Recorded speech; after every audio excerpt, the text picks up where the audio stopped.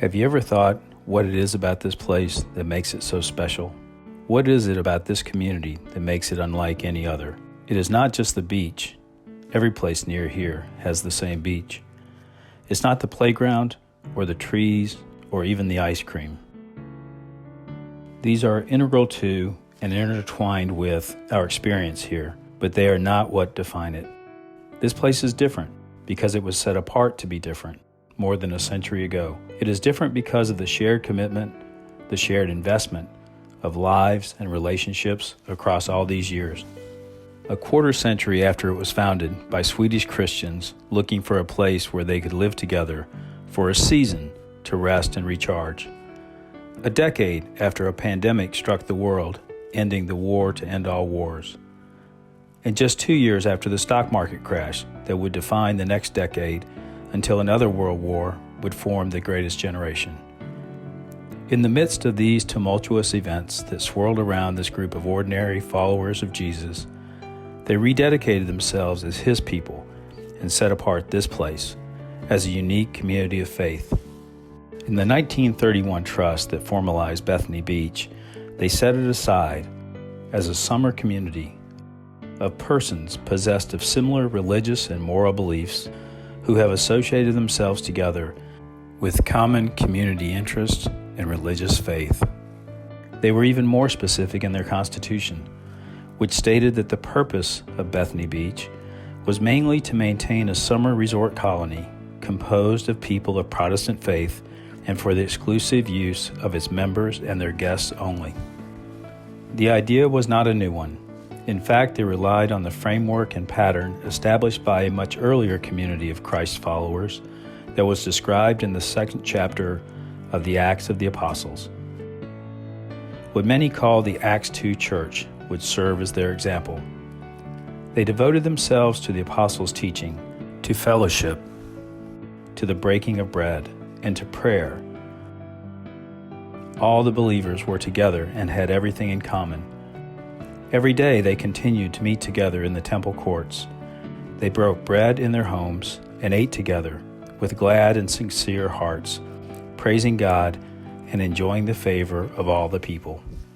It is this commitment that makes Bethany what it is, that sets it apart as a place unlike any other, and through which we continue to enjoy God's favor. So the question we must always ask ourselves is whether we are staying true to this mission. Is our primary focus on fellowship and the building of relationships? Is it the reason for our activities? Do they enhance our fellowship and encourage us to share our lives?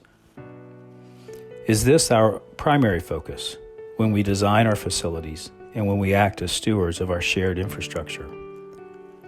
Do we take seriously our commitment to live apart for a season, holding everything together in a common commitment of faith as followers of Jesus? Are we putting a priority on the Word of God, centering our activity on the teachings of the Bible through worship and Bible study and youth programs and Sunday school? Is this our primary purpose when we eat together in the well or at the barbecue or on the beach? And do we celebrate together often enough in worship, in prayer, always prayer, whether in formal services or whenever we gather? This is how we will keep Bethany, Bethany. It is how we will make Bethany more like Bethany. That is why, at the beginning of every year, we ask our leaders and the members of each committee to pray not only for our community, but to also prayerfully consider why they are planning the activities and programs that they will provide. What is the fruit that each is intended to produce? How will they measure or evaluate success? How does that activity or program increase the sharing between community members?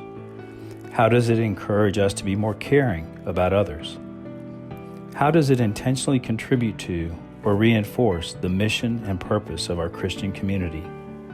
We ask them to think and pray about how the structure of their committee or their operations contributes to our mission and purpose.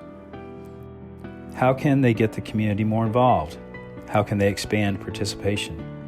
What new blood can they encourage to join them as participants or committee members? How can they grow the next generation of leaders, either within their committee or by involving new people. We ask them to think about how the community is involved or is served. Are they actively participating, or are they just spectators? We ask them to pray about how we can better use our facilities. Are there changes in design or use that would improve community engagement or provide greater impact and encouragement? How can our infrastructure, like the playground or the beach area or the buildings, be put to better or more expanded use in support of our core activities like teaching and fellowship and the breaking of bread and worship and prayer, always prayer?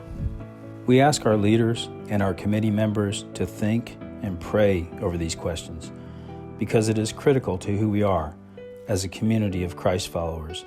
Because like other churches, Bethany Beach is not just a place or facilities.